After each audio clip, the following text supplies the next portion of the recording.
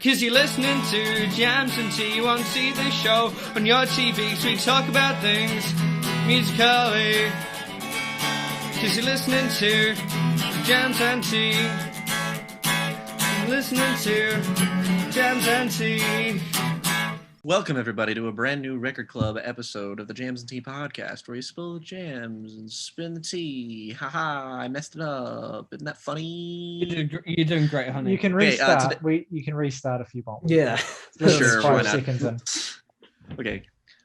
Welcome, everybody, to a brand new Record Club episode of the Jams and Tea podcast, where we spin the jams and spill the tea. And today we are going to be talking about Morgan's recommended album. We are going to be talking about Green Day's 21st Century Breakdown. If you have not seen the main episode that came out earlier today, go check that out. We reviewed the new Nick Cave and Warren Ellis project, Carnage, and the new Julian Baker album, Little Oblivions. Lots to talk about there, so go check that out first, then come right back here so you can listen to us talk about this fucking album. Morgan, why did you pick 21st Century Breakdown by Green Day? And if you should so desire, set the stage for us a little bit with this particular record so that we may begin. Oh, the reason that I picked 21st Century Breakdown by American punk act Green Day is it is an anomaly in many ways, especially as a follow-up to American Idiot, which was like, exploded the world in 2004. Won Best Rock Album at the Grammys, won a handful of other Grammys that year. Most notably, 21st Century Breakdown won most of those same Grammys that year. And I think it's an important distinction to make, because I think at least in the music circles that we run in, this era of Green Day, like American Idiot and onwards, gets a lot of crap. And I think it is notable. I think it's worthwhile to elaborate on why, and why in particular American Idiot is a good album and everything that came after it is not. So yeah. Important thing about this album before we get into it, worth noting, longtime producer for the band actually departed for this, and they got legendary punk producer Butch Vig to replace him. So this was uncharted territory. This was after the band basically set the world on fire again. Like they came out with Dookie, blew the fuck up, sort of skirted by on albums with like really good like singles that got a lot of airplay, and then came back with American Idiot, which fucking ruled the fucking world when it came out. And then immediately after, it's just like, well, how do you follow up that album? I mean, correct me if I'm wrong, but we did the Against Me B-sides right at the start of this podcast, right? Butch Vig, did he not do the middle two records by then? He definitely did New Wave. He did New Wave. Yeah, right. But Butch Vig also notably did records like Nevermind. So, big fucking Siamese deal. Dream. Yeah. Look, I'm going to talk about Butch Vig, and when it's my turn to talk about this. Right, but like... I just want to I love loads of, and I love Butch Vig's production on loads of records, but some records from this era share similar production issues with this record. I think is worth stating. Yeah, no, totally. Well, I'm not going to dig into my review just yet because I don't really have that much to say, and I kind of want to build off of you guys rather than doing what That's okay. Well, I can go first. I wanted to sort of give a bit more framing because you guys are all going to talk about the contents of this record, which is what we normally do. I'm not really going to talk about the contents of this record too much. I'll touch on a few aspects because what I think is more interesting about this record is the context and the what it meant, what it represented in Green Day's career at the time, and what it represents now looking back. This record, I mean, we're going to talk shit on this record, obviously, because it's not a very good record.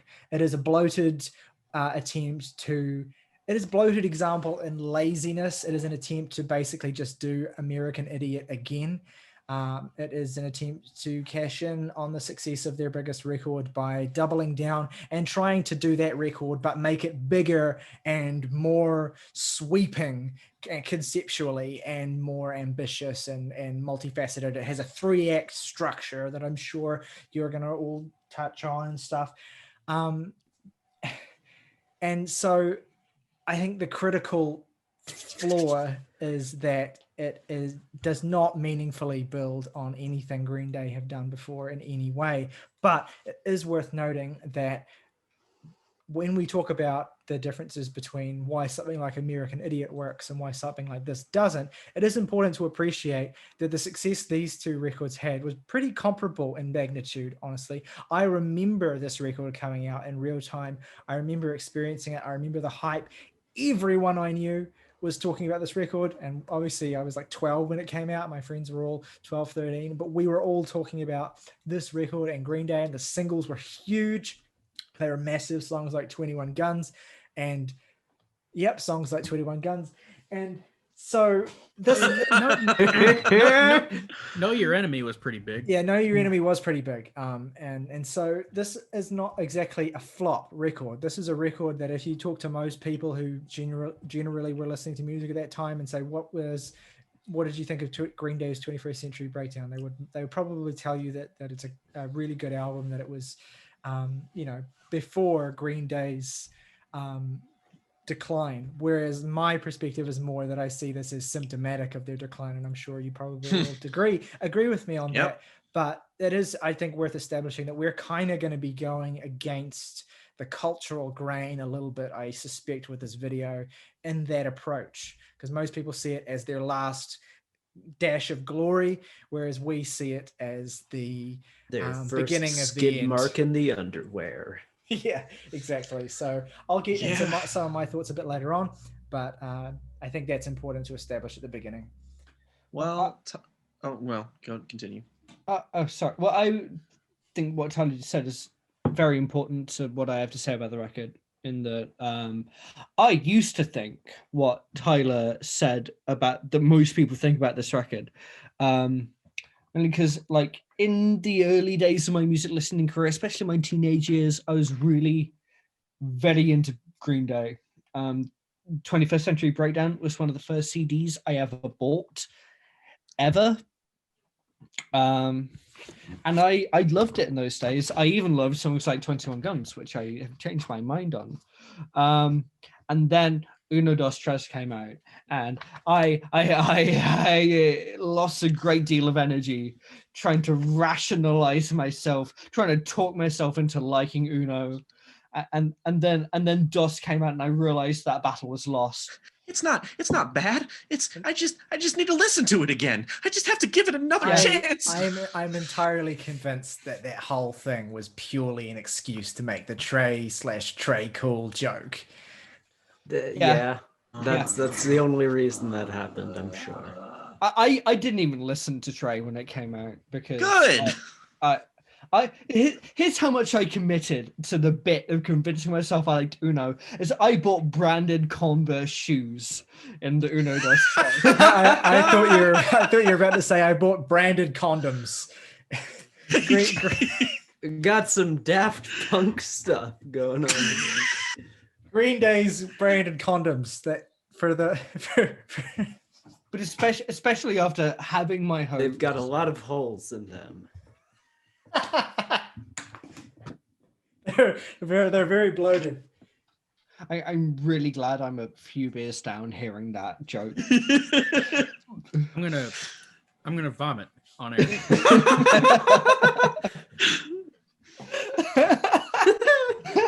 But no, especially after having my hopes raised slightly with Revolution Radio, which shares many of the same problems, and then dashed with their record last year. Coming back to this record, it feels, like you said, I can't unhear what happened on everything that came after this record on this record. It just, every single thing I felt let down about by Green Day is here. In that it is too much. It is too mixed. There are too many layers. It means fucking nothing. and it feels like they're trying to ride the coattails of their previous work. In many ways, it feels like the delayed occurrence of Green Day's Be Here Now in so many ways. Oof, yeah. At least this is listenable. But it is a close-knit group of songs. It is a close-knit group of music makers, sorry. Too drugged out to know that they are doing nothing more than doing their earlier good work, but more, to the point where it is just too much. I would say if this album was half an hour to 40 minutes shorter, it could be maybe a 5 or a 6. If it was a 20-minute long album. Well, no, because it's nearly 70 minutes long. I mean, nearly. I thought I was going on based on an hour, but it's longer. God damn. Yeah. Look. Father of All is 20 minutes long, and it is worse than this record. That's true. That's true. But there are like 2 songs I quite enjoy, but that is out of 18, out of nearly 70 minutes.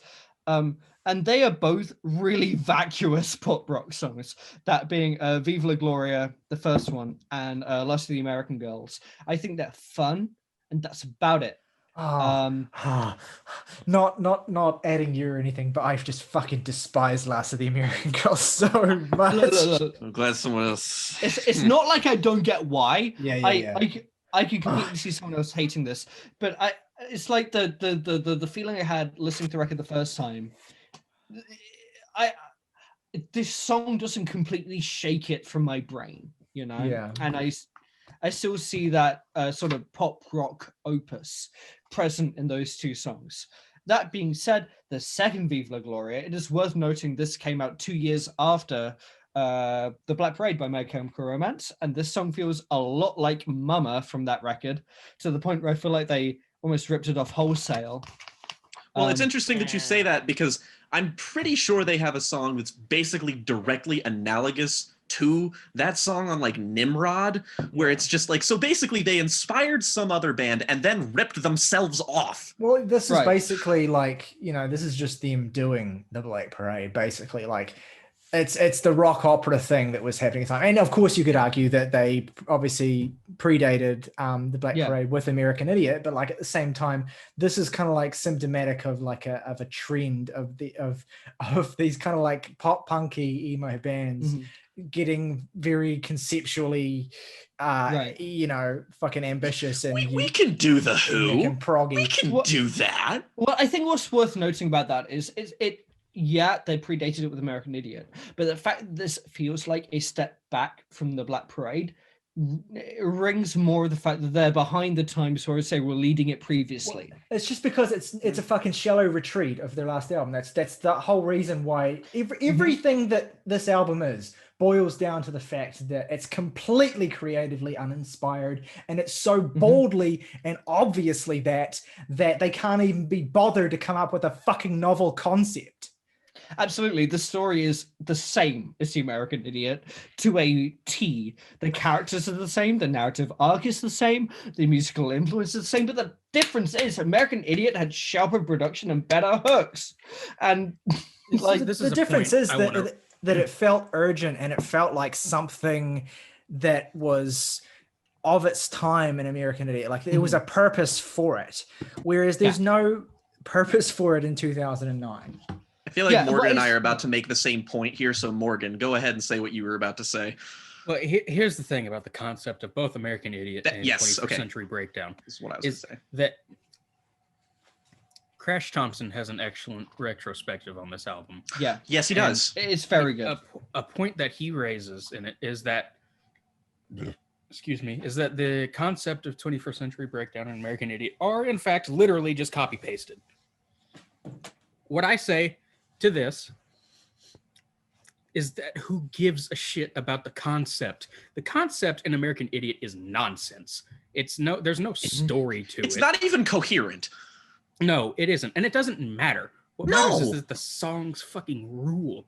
It's a concept album in the way that all great albums are connected by thematic material. You know, it's not, the concept does not matter. So I feel like, at least from my perspective, using that as a criticism for 21st Century Breakdown kind of just, it could have the same exact concept and still fucking rip. It doesn't matter. Morgan, That's absolutely true.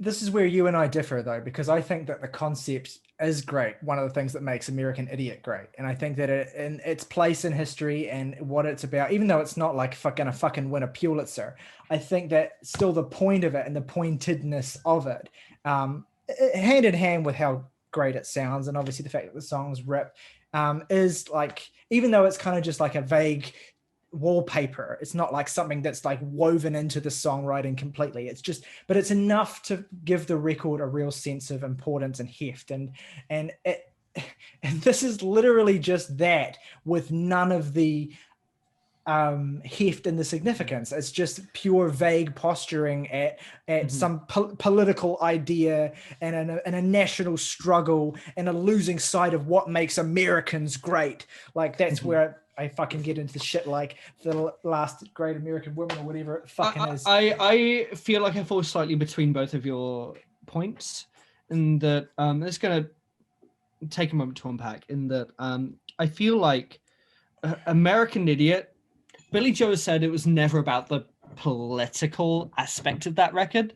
It was just, it was more like the story he wanted to tell with that record was politically relevant. Well, like it's like a tapestry of American life under in the first term of Bush. Like it's a snapshot of like the suburbs and being an angsty teenager and stuff, and war and all that sort of thing that's kind of hanging over you as you're trying to just be a kid. Well, it's really easy to like pick out specific tracks from American Idiot and say those are really directly political, and that's probably like the title track and Holiday, which is two of my favorite tracks from that record. But the majority of that record is to do with character work and character building, and I feel like that's kind of where that record works. Is it has a political. Those two things aren't mutually exclusive, though. I didn't say otherwise. I don't disagree with you. But you posited a kind of opposition between those songs. That's because I had not finished saying what I had to say. Okay. And it's just that the record kind of works because it has a very definite political relevance, but it's driven by characters that Billy Joe wants to talk about and talk to, that then have a political, the characters have like political views that come through in the story, and the story itself has a political subtext that are really relevant, and it imbues itself in the whole album. Like a song like Jesus of Suburbia, which is very definitely character driven, but also really politically inspired, and that's there on the whole record. Yeah, I mean, there's a reason why a song like "Wake Me Up When September Ends" had such a cultural impact and such a connection with so many people, because it's not like it's fucking nuanced necessarily or like really, artfully written. Like the subtext in the song is like super obvious. In fact, it's barely even subtext. But like, no, it's just about Billy Joe Armstrong. His fucking dad died, and he was sad about it, and so he made a song about it. So it's like you feel that. But like it had a moment that it belonged to, and it resonated with people, and it had a point. That's what I'm saying. This whereas this record has no point other than to be another Green Day album. Absolutely right. And like today, "Wake Me Up When September Ends" has a very similar relevance, where it's like living through shit times. I want it to be done now. And the thing is it's like American Idiot resonated because Billy Joe had something to say with that record about people that resonated with the people alive at the time. And 21st Century Breakdown came 5 years later, and it feels like he is trying to chase his own coattails. And he is trying to recapture the same spirit.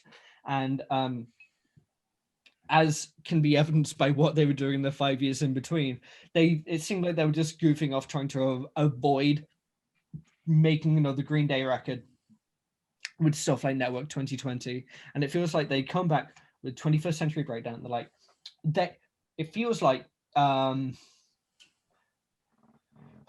okay, in the Red Letter Media video for Diary of the Dead or Land of the Dead, I forget which one, Jade says this thing where it feels like George Romero made the first 3 zombie films that had a political relevance to them, but they were never first and foremost political, and a lot of people went to George Romero and said, you made great political films. He was like, okay, I'm going to make 3 more films that are political. And it feels like the same thing is happening between these 2 records, where Billy Joel wrote a record about people that had a political relevance, and a load of people went to him and went, you made a great record about politics. And he was like, I'm going to do that again. And he forgot the people.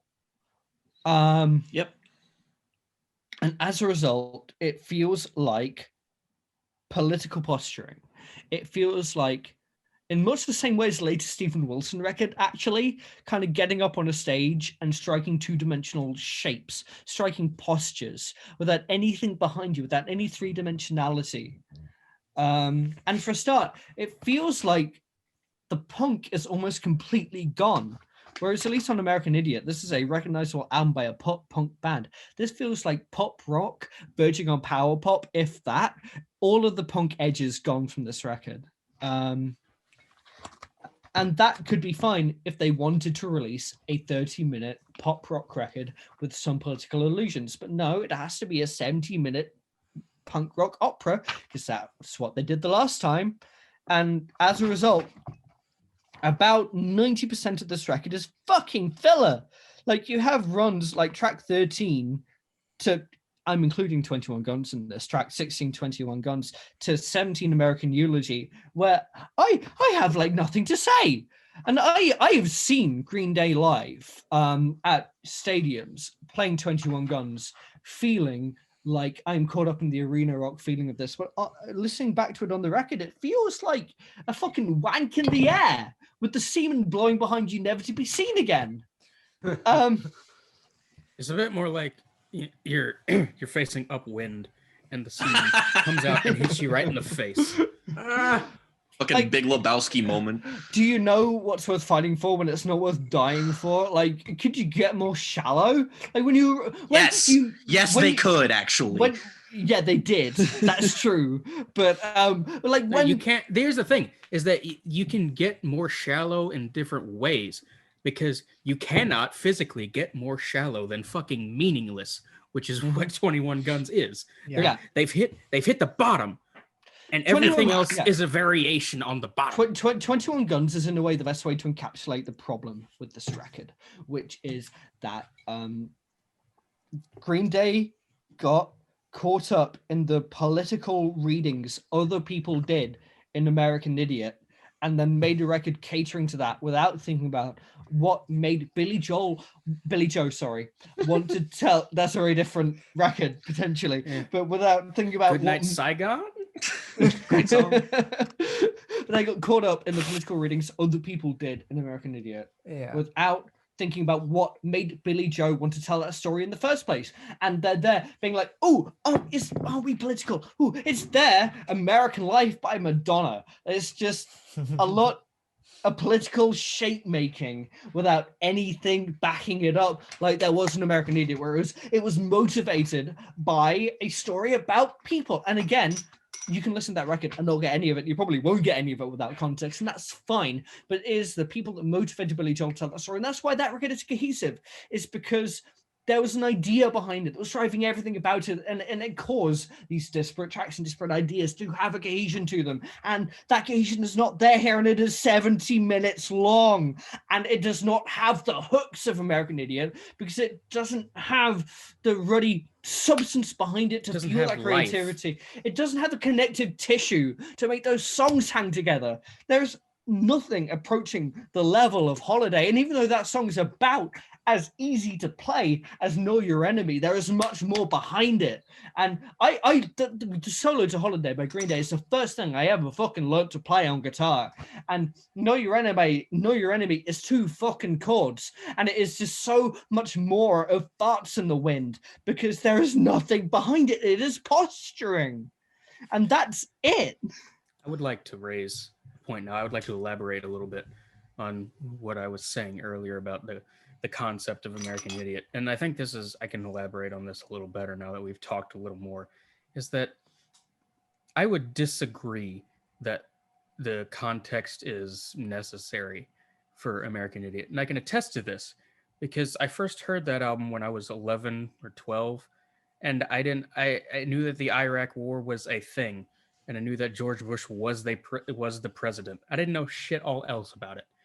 The reason that album is so great is even though the reason it stands the test of time so thoroughly is because of that context. But the reason it is so great and urgent is because every song on it is like brilliantly crafted, like in a machine, like laser perfected pop punk excellence. And the fundamental disconnect between the American Idiot and 21st Century Breakdown does not come from a concept. It comes from the fact that they felt the need to make another album.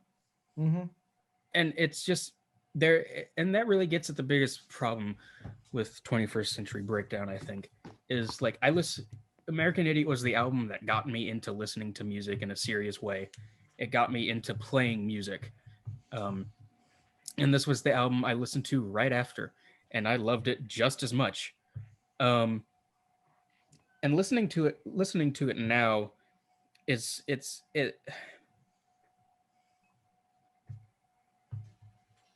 sucks shit. Is the thing about it is it's a fucking disaster. It is listenable if you pretend that different music is playing, because it sounds vaguely enough like a song on American Idiot that you can just kind of like, oh yeah, this Holiday's cool. I like Letter Bomb. Yeah, and then when it deviates from that structure, it makes me wish I was not alive. Yeah, like you look at something like Jesus Suburbia, it's like 5 parts and they hang together so well. And you look at, like when I bought the CD, every 5 tracks was broken into 3 different sub tracks on the track list on the back of the CD. And it's like, I didn't need that with American Idiot because I got it. But when it comes to this record, it's less like this is one big song broken into separate chapters. It's like we have no structure holding our songs together. These are just squabbly messes on the ground. It's like the Blob. Just there's no backbone to anything. Yeah, and it is there. Let's take the title track for an example. The first track on the album is like some sort of intro. Yeah. Song of the century. It's fucking stupid. Yeah. Bad. 21st Century Breakdown starts like you're really, really building up to something. Like what comes after it is going to be really great. And instead of crashing into something like the big explosion that comes after the intro to Letter Bomb, or even just something like the very beginning of American Idiot, instead what it crashes into is 3 chords and Billy Joe going, and it's mid-tempo, and it sounds like nothing. It's impressive how much it sounds like nothing, because like if you were just trying to make American Idiot again, I think you would inject it with a little more urgency than this. That's why just cribbing from American Idiot is not this album's biggest problem. They could do that and at least have some life and some energy. This sounds like a band who does not want to be playing music anymore. Yeah. And again, it shows them what they're doing in their downtime between the records. Because if they were doing anything they could do to delay having to make another album. Yeah. Well, and I think that's what inspired. I think that's what inspired the producer changes, because they were just trying to find something that made them excited about making music again. And Butch Vig was not it. Well, allow me to provide a bit of a counterpoint here. Not an opinion, because I feel the same about you about the record, but in terms of framing. And I actually think that everything that Green Day did here, it's kind of, I wouldn't say genius, but very smart. I think a lot of smart decisions were made because this was an immensely successful record. And I think that the hiring of Butch Vig is not necessarily, maybe it is in real life, but I don't necessarily see it as reflective of the band scrambling to find a vision to hold them together. I just see it as smart marketing, basically. Working with a huge name, Butch Vig, he fucking produced Nevermind. That's gonna be on his tombstone whether he likes it or not. That's the people go to producers like Butch Vig when you want to create a narrative around your record, and when you and that's the whole thing. Like I believe this is why they revisited the concept of American Idiot as well. That is what achieved them so much success, gave them a lot of goodwill, and then producing this record paid off because it sold 4 million copies worldwide, won a fucking the best rock album Grammy, and and went platinum in the US. So this was a remarkable marketing success for Green Day, and it's a testament to the fact that if you do play your cards right and you approximate a vague shape resembling profundity, then people will buy into it. Like, this is a record that wears gestures at the profound, like a suit to a ball. Like, it is a record absolutely dressed up in signifiers and templates. It puts its makeup on like graffiti on the walls of the Heartland. Please die. I hate you. My counterpoint to your counterpoint is that, you know, your random Joe Schmo on the street does not fucking know who Butch Vig is, and it doesn't care. But that's marketing from the top down, though. That creates a particular expectation and a particular level within music media that feeds into PR and the way that albums are represented and singles are promoted and all sorts of things. Like, it's a very top down thing. Like Pitchfork will probably write more about your album if it's produced by Butch Vig.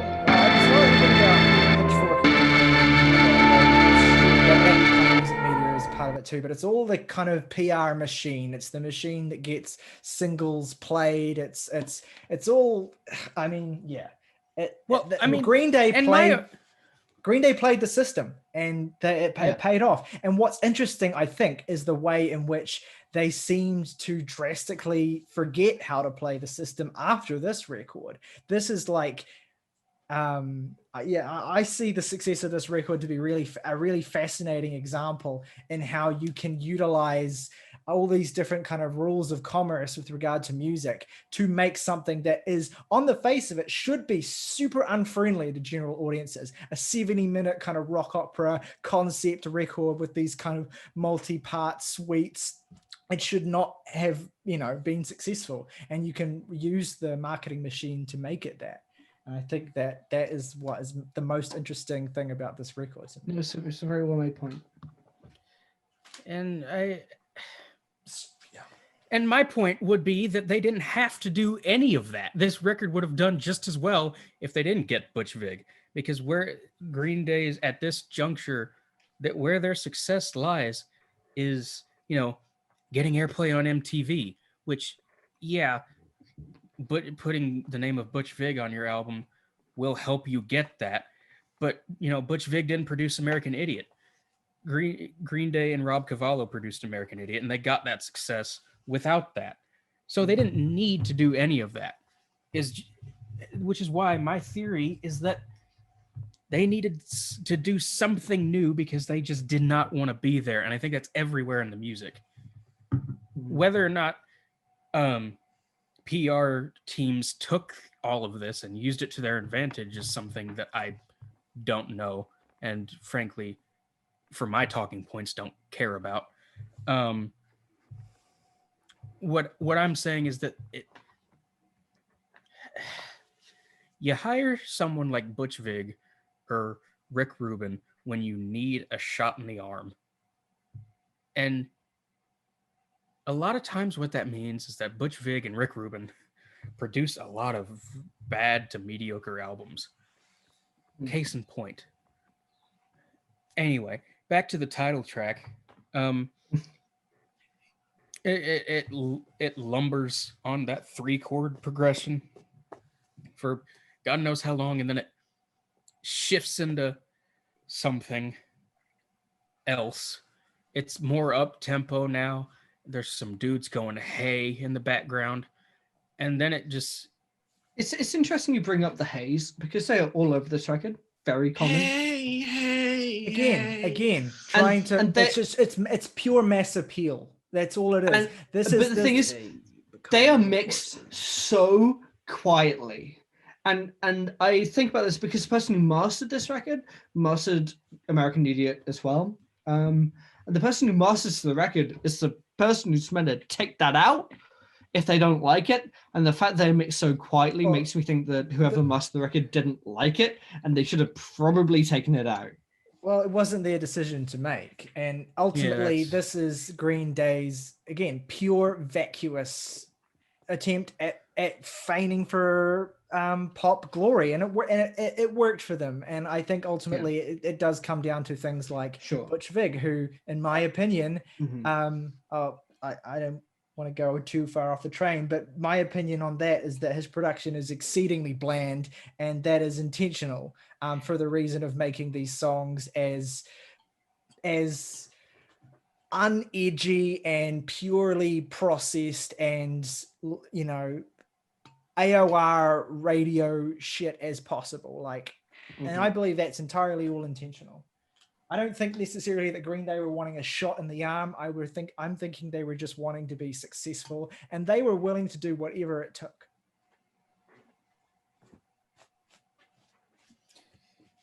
But I'm being cynical about it, obviously. Yeah, the part where the tempo shifts in 21st Century Breakdown is what I was envisioning when people say that this record is just cribbing from American Idiot again, in that it is better than the part that came before it because it has a touch more energy, but it's still it's like the auditory equivalent of tap water. It was real good when you're in the Sahara and haven't seen water in a long time.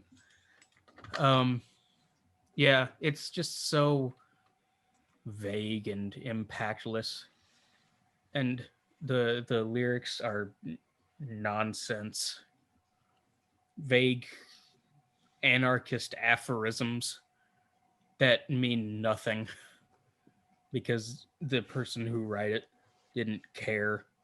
Know Your Enemy is much the same thing. It is somehow shorter than the previous track, but worse. And again, because it has no impact. And, 2 chords, dirt simple. But that's it. This is supposedly punk music. That shouldn't matter. What does matter is that this sounds like nothing. There's just nothing to this. And here is where we get into a stretch of songs that baffle the hell out of me.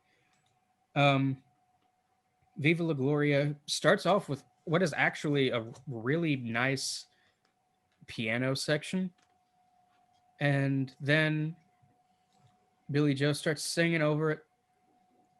And he's just saying things. He's just saying things about this girl who is just, what's her name, from American Idiot. Yep. And it's just, And then it launches into the part where it's a Green Day song. And it's like, at a fucking... Okay. It's like you can... It's like they thought about experimenting on this and before the lobotomy as well. It's like they thought about it and then just kind of didn't. It's like, yeah, we'll think about doing something kind of interesting.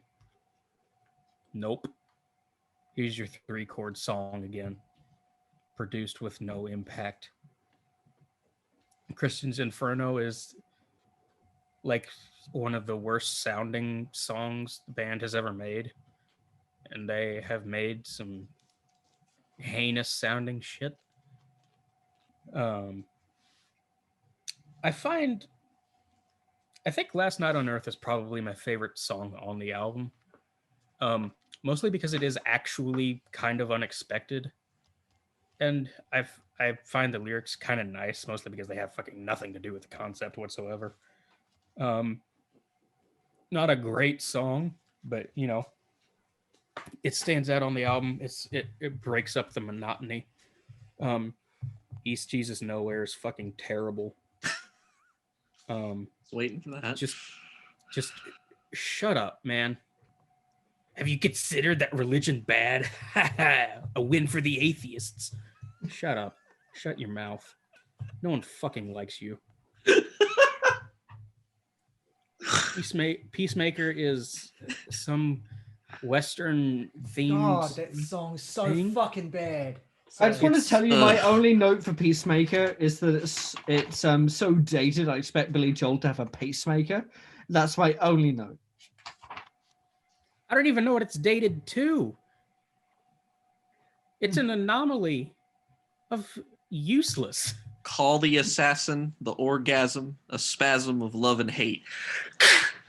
There is one lyric that you've already talked about in East Jesus Nowhere, where it says, like a dog that's been sodomized, all the white boys, all the black girls, all the soldiers, and it's just... Ooh! Fuck you. Sodomize you with a crowbar. Peacemaker sucks. Last of the American Girls sucks. It's not even, it doesn't even have the decency to be like, I'm not like the other girls. It's she's not like the other girls. Yeah. Which is the only thing that is less bearable than I'm not like the other girls. It's obnoxious and gross. And I hate it. And it used to be one of my favorite songs on the album. I've heard this song at least 500 times. Sorry. And in retrospect, it makes me wish that I was not. It informed so much of the way I thought about women in middle and high school. I matured past this in high school. It's like this fucking idea that like she's pure and or whatever she is, and that all the things that she are is what makes her an American. Like, fuck off. It's embarrassing, and I'm embarrassed that I ever liked it. Like, usually I cut myself some slack because I was a child, but it's like, no, this poisoned my mind. It's the whore Madonna thing. That's the trope. Murder City is one of the highlights, I think. It's pretty decent. Would be the worst track on even like Nimrod. Yeah. The second Viva La Gloria is stop. Whatever this is, stop doing it. No. Restless Heart Syndrome is another ballad, somewhat like Last Night on Earth, but longer and dumber. Just completely inert, useless, facile nonsense. Horseshoes and Hand Grenades is a song that I've heard. The Static Age is, again, fine, but like too long. 21 Guns is in my top 3 favorites of the album. That's how fucking dire this is.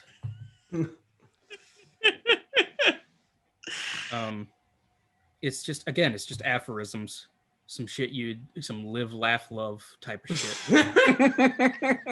It's hollow and meaningless, and the song is, I think Genius called it a power ballad when I looked up the lyrics to it, and that is the peak of being an oxymoron. A power ballad implies power and weight. It's just like insultingly facile. Just the most fucking basic. This whole record has the most basic. Not that these are necessarily problematic, but like the most basic chord progressions, the most basic melodies, the most really fucking two-dimensional progressions within the songs. Like for a record that's claiming to be this big, conceptual rock opera, which are obviously known for having like shifting parts and strange rhythms and stuff, it's just fucking impressively fucking two-dimensional from a pure musical standpoint. Yeah, it's I'm in such pain. American Eulogy, I think, pretty perfectly encapsulates what we mean when we say that the warning signs were here, and it only takes retrospect to fully pick up on how bad this album is. Because did you know that Green Day don't want to live in the modern world? Because they don't want to live in the modern world. They don't want to live in the modern world. Where do they want to live, Morgan? Not in the modern world, I'll tell you that. Oh, shit. Oh, no. Basically, they learned that they could get away with it twice, so they basically started seeing themselves as invincible after that point, and that's why I think they dropped so catastrophically after this in terms of success, because they just like realized or were under the impression that they could just do whatever the fuck they want, and now because of that they have been rewarded with a decade of total irrelevance and yeah, that's certainly true. And yeah, so I see this as completely vacuous. I hate it, even though I don't think anything on it is outright terrible. I hate what it represents. I hate the success that it had, and I hate that it has made what it represents is so much of what has made Green Day insufferable to me. And I wish that I could be the kind of, I've always struggled to get into Green Day, even their like great records, which I admit are very good. I just have always been held at a distance from them. And I think the reason for that is the fact that when I was young, my exposure to them to this band was through shit like this and through the system that they fed themselves into. And they have only themselves to blame for the fact that I've not been able to get into them as a band. I mean, I think something interesting is that you look, this won the Grammy for Best Rock Record, right? And you look at what was up that year, and it's a lot of other actually used to be very big, making records that don't really stand up to what they used to make. And I think why that's interesting is that rock over the last 10 years, this is a 2009 record, I think. Mm-hmm. Over the last 10 years, has become increasingly irrelevant. And for many of those reasons, that a lot of people cling to what used to be very big and used to be very important without the mainstream rock outlets gravitating towards maybe more fresh and interesting. The thing is, Saoirse, the reason why that category is so dry in 2009 is at the late 2000s, all of the interesting music, like 90% of it, was being made by indie and alternative artists, was being made by, inverted quotes, pitchfork core artists who were that's certainly true. That's certainly true. Who were working with, who were kind of doing strange and quirky stuff. And that was and the takeoff of indie rock throughout the 2000s was kind of at its apex around 2008, 2009 with bands like Animal Collective and stuff. So no one was paying attention. No one who's really into music outside of, mainstream pop radio and stuff was really paying attention to any of that. That's absolutely true. And so I think really what you're saying is, I think what you're saying only really, I think it's a wonderful point to bring up. And I certainly think it has a lot to do with what I'm sort of trying to get at, and that I think this record is certainly representative of how the process of rock becoming less relevant in the last 10 years is because of the people who are actually doing interesting things being ignored by the tastemakers per se, I suppose. Yeah, and I there's definitely a debate to be had, and maybe this would be an interesting discussion to have at a certain time about the relevance of rock. I don't think necessarily that rock has become irrelevant. It's just that the face I don't think so either. It's just that the face of popular rock music has shifted towards this more homogenous sort of royal blood, Imagine Dragons, hybrid-y kind of thing, where it's just like incredibly overproduced, incredibly synthetic, and incredibly plastic. And this is kind of, I guess, symptomatic of a trend towards that. And a lot of it is to do with music production trends as well. But yeah, it's an interesting discussion to have at some point. I think it was Tyler the other day who was like looking at this on Rate Your Music, and there was like a recommended album section on that page. And the first album that was there was Rented World by the Menzingers. And I believe my exact words were, "This album isn't fit to lick the shit off of Rented World's boots." And that's about my thoughts on the entire thing. It is, you know, like context and all those things are important, and you all talked about it, but like, I have a question for you, an incredibly important question that I need you to search your souls to answer this. Do you know your enemy? Do you know them? I don't know. Do you man. know the enemy? Rahe. What Rahe? That pisses me off. I talked about this with August. Yeah. It says in the lyric sheet, it says Wahe. He says Rahe. He says that is an R. I've heard that hard song. R. I've heard that song 86 billion times. Billy Joe Armstrong drops a hard R. Yeah. Well, I mean, later in the album, there. Does Brian Eno his enemy Wahe? I'm fucking leaving. No. Morgan?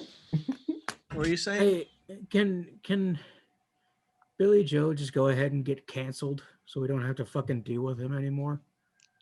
I mean, it would be nice, and I won't like. Basically, Morgan's journey with this was exactly my journey, because I was just like, this is like the Green Day album I've ironically heard both the most and the least, because its singles were the most omnipresent on the radio, and yet like me listening to Green Day, one of the first proper bands I ever got into, I never listened to this album. I would always go to the before years. I would always go to like, and if I was listening to bad Green Day, I would listen to something like Uno, Do, and Tre, where it's like those albums are just like, it's shit being thrown at a wall, and like occasionally sometimes it'll stick, but like, you know, you have a better chance of finding something you like on one of those albums. The reason I didn't go back to this was because I was just like, oh, you know, it's mediocre, blah, blah, blah, blah, blah. And then I go back to it and it's like, yes, I remember why I didn't listen to this, because it's mediocrity being shoveled into your mouth the entire time, and you have to swallow all of it, and it's disgusting. And yes, and like, Know Your Enemy is basically an encapsulation of what is wrong with this album, in the sense that it is maybe the most repetitive rock song I've ever heard in my life. It's like listening to the opening track on To Be Kind. Like, it's the same thing over and over and over again, and none of it means anything, and it's fucking 69 minutes. Why? It's criminal. It's an act of pure fucking hubris. It is a band that has reached the top. And regardless of whatever they thought they were doing, or if they were out of ideas, if they had bad ideas, the fact of the matter is that getting Butch Vig to produce this is like, in theory, again, good move, but like, why doesn't this sound like anything? Like, could like the mix, just like make the mix louder. Like, do that. I think something illustrative of this is that in reading Laura Jane Grace's biography, she talks, I think White Cross was in 2006, I could be wrong, or New Wave was, something like that. And basically, when they signed up to this record label, they gave them a list of producers who could produce the album for them. And Butch Vig was the only producer on that list with the extensive history of producing rock songs. And so that was the only producer they felt like they could go with. And I feel like that's kind of emblematic where Butch Vig was at this era. That as much as he has a great history, a lot of what he was doing was gigs, essentially, and doing serviceable work that is radio friendly for bands who kind of come under his radar. And that's not like Green Day is 5 years since the last record. He is coming in to work with Green Day to produce a new record, and he is going to put in about that much effort to make this radio friendly and serviceable. I think that's kind of where he was at this point. Yeah. Right. Yeah, I have nothing to say. It's always been the thing, though. Like, he's always just been this fucking. He's produced great records, of course. Siamese Dream obviously is really well produced, but like, but the fact that Nirvana went from Butch Vig to Steve Albini is a testament to how bland Butch Vig produces music that they reacted so hard against it. That's a very good point. Well, suppose I can go on this now. And I decided I'm going to take a bit of a unique approach to this, even though, as you have all pointed out, it is ultimately meaningless. I want to interrogate the concept of this album. I want to get into that because I'm a bit of a fan of concept albums, as I think I've made a point of. So, you know, this album opens off proper with its title track, which has this fake little acoustic. It has this little fake out acoustic intro that, you know, it's cute the first time you do it. This album does that 8 times on 8 songs on this record, where they have this little acoustic intro that lasts for maybe a verse, or sometimes it drops right off at the verse, and by the first chorus it's this big loud dumb rock song. That is 44% of your record. You are doing the same trick, which I think is a good way to get into this record. It's the same trick over and over again. It's this really large, dumb, anthemic quality to it, which, if you're not paying attention to anything, can sound exciting, and that's reflected in the 70-minute runtime of this record, which implies some sort of artistic vision and artistic ambition, which is ultimately followed through not at all, because this is a stupid, dumb record for dumb, stupid babies. And the concept of this record is so incidental and stupid. I decided I'm gonna, as I stated, focus exclusively on it. It doesn't even start up properly till track 4. So 16% of your album's track list has been burned through before you even dip your toes in the water of what this record's concept is. Speaking on a lyrical level, Viva La Gloria is a perplexing song because it does not at all fit in with what precedes it. It's this really lovey-dovey, optimistic tune that comes after these cold water in the face, coming of age political songs, which, I mean, I guess you can say the themes of coming of age link this together, but a concept record is not defined by a bunch of themes that sew a record together. It's defined by a narrative, and there's the implication of a narrative. This record being split up into 3 acts, which are kind of built-in stopping points. They give you a sense of the pacing of this record.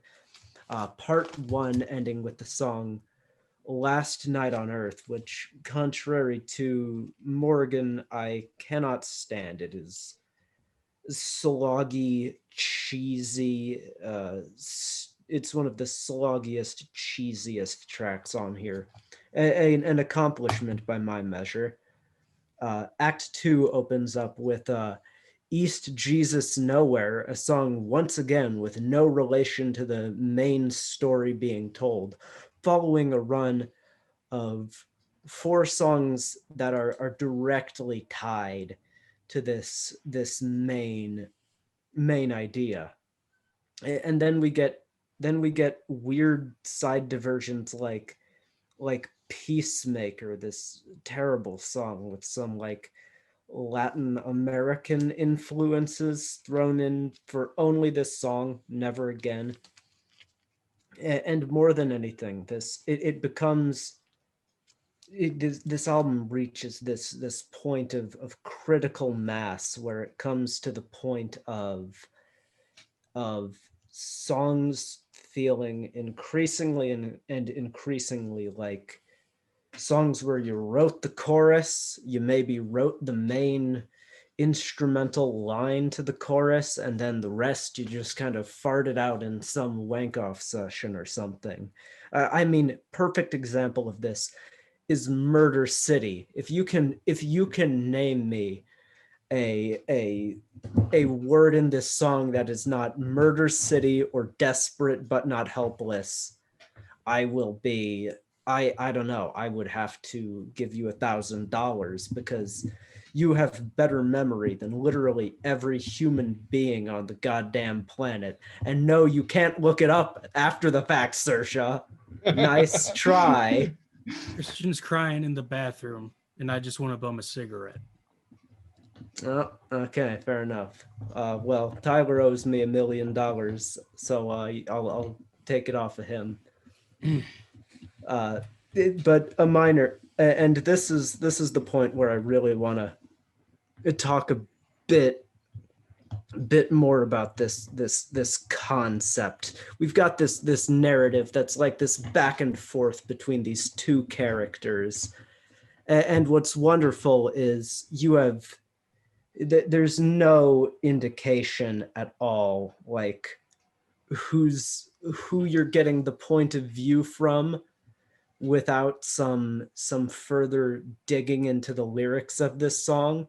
And that's something on a good concept album, or concept album or false, but on a good concept album like Rush's 2112, where you immediately know who the orator of a given part is based on the vocal effects on Geddy Lee's voice, or like on the Mars Volta's Friends is the Mute, where you know who the orator is based on what language Cedric is singing in, or that at least gives you a good indication of who it is, you know. But it's like even basic things like this, small minor ways to show you give even the slightest of shits about the record you're constructing, which are completely ignored. I mean, what makes this more confusing is bassist Mike Dirnt has some singing parts later on. And granted, that's in the track American Eulogy, and listening to his singing, I mean, I'm glad he didn't have whole tracks given to him, but it's just like there's not even the most basic of artistic an artistic thought, an artistic idea, an artistic bone in this record's body that shows they care even the slightest. And now finally we get into part 3, Horseshoes and Hand Grenades, which is a song that is a wonderful onslaught of white noise. And at this point in the record, every song is just a big nothing. They're all like 5 minutes long at this point. Nothing's happening. This is the one time I'm glad there's no effort put into making this making each part of this record sound cohesive, because that's another thing this record could do. You could put it on shuffle, miss absolutely nothing, because each of these parts, there's no reason they're separated that way. They're all just random songs that have vague anarchistic imagery that vaguely can tell a story if you're reading in between the lines to the point where you're extrapolating fucking something from this nothingness. But yeah, it's the point where it's where like I can't even tell if there's like a conceptual thread in this record anymore, because part 2, it's very distinct that like 5 out of the 6 songs are trying to be in this central concept, have this central idea with these repeated mentionings of the main 2 characters with the widest names ever. I don't fucking care or remember what they are, but you've got these characters repeatedly brought up to imply some kind of narrative thread, and that just kind of disappears. Like, I don't know what Static Age or 21 Guns have to do with anything. Anything as in anything at all, like if they have any meaning, much less the concept or narrative drive of the record. And yeah, it just this record just falls so hard by just trying to sound like this fucking everything. It becomes just a nothing. And I think, to close this out, Tyler made a point I liked, where he said this was a record where it's like the worst parts of it are bad, but it's never like bad enough to push you to like a far enough place of hate or something to that effect. But yeah, it's really just consistent mediocrity with moments that dip below that. One last thing before we wrap up, just a brief kind of comparison that I literally just thought of, and I think ties in neatly because it's a record we've also talked about on Record Club, is this record kind of is like a bad example of like, it reminds me of, in a sense, of like the Fucked Up album we talked about, Dose Your Dreams, which I think does a similar thing. It has a rock opera concept continuously between songs. Obviously it's more fleshed out there, but it's also kind of ephemeral and vague as well on that record to a certain extent. But the music is consistently, even if we obviously differed in our opinions, but the music is consistently trying to do something new and interesting. And it's like, that is what this would be if there was the heart in it, if there was the desire in it, if there was the love for music in it, rather than just the love of money and the love of success and the obligation to be Green Day Mark II. I mean, when this record tries to do something that feels different, it doesn't feel like an artistic direction. It just feels like, what the hell? Yeah, exactly. Well, I think we've kind of basically dug into everything now. It was we got a lot of material out of that. I thought that was a great discussion. I loved that. Well, it's good that this album has been good for at least one thing. I'll say that. Yeah. All right, let's do besides killing rock music. Yeah, besides being in every friend's dad's CD player in middle school. I want to give my dad credit on this. He owns most of the Green Day records before this, but not this album. It's because your dad has taste. Yeah. Although most of the characters in Friends probably has this on the CD player. Stop that right now. That's no. So should we move into air quotes, favorite tracks and ratings? Favorite tracks and ratings. All right. Jake, would you like to go first? Favorite tracks, some Chinese satellite horse shit. Least favorite tracks, fucking all of them. 3 out of 10. Favorite tracks, I don't know. I think I'm gonna have to agree with Jake here that Chinese satellite is an appealing looking choice on the track list. least favorite track, doesn't matter. Doesn't really fucking matter. I'll give this record 2112 divided by 528, which is a 4 out of 10. Thank you. Favorite track, Last Night on Earth. Least favorites, Know Your Enemy, American Eulogy, Christian's Inferno. 3 out of 10. Mm-hmm. I am never listening to Green Day again. Poor soul. Or is he? Anyway, my favorite tracks are going to be, it's really hard to choose favorite tracks here, but Last of the American Girls, I guess, Viva La Gloria, Know Your Enemy, they're not good, but what do you want from me? My least favorite, Christian's Inferno, because it's all of them are boring, but it's the most annoying out of the boring ones. I'm gonna get this record at 3. My 3 favorite tracks are, if I had to pick, I would say, again, these are all mediocre, but at least they're not outright terrible. The title track, East Jesus Nowhere and Restless Heart Syndrome. The worst track on the album is American Eulogy, and the album gets a 4 out of 10 from me. That's an average of 3.4 out of 10.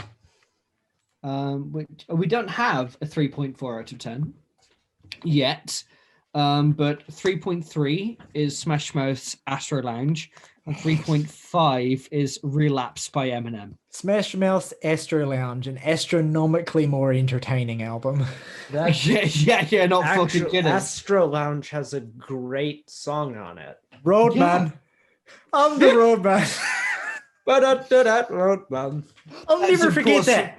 I've not heard that song since we reviewed it, and it's never leaving my mind in some form. That's of course what we meant when we said the great song on Astro Lounge. Yeah, no. Anyway. Why wouldn't we mean that? All right, let us know what you think of Green Day's 21st Century Breakdown. Do you agree with us that it is a catastrophic piece of shit, or do you like it? What do you think of its legacy? Do you have any... I'm sorry, you misspoke there. Do you agree it's a gigantic piece of shit, or are you mentally insane? Yeah. I'll be nicer. Do you agree that it's a catastrophic piece of shit, or do you enjoy catastrophic pieces of shit? I eat catastrophic pieces of shit like you for breakfast. You eat pieces of catastrophic shit like me for breakfast? No. And that's the on that note, rock over London, rock on Chicago, Lay's. Bet you can't eat just one.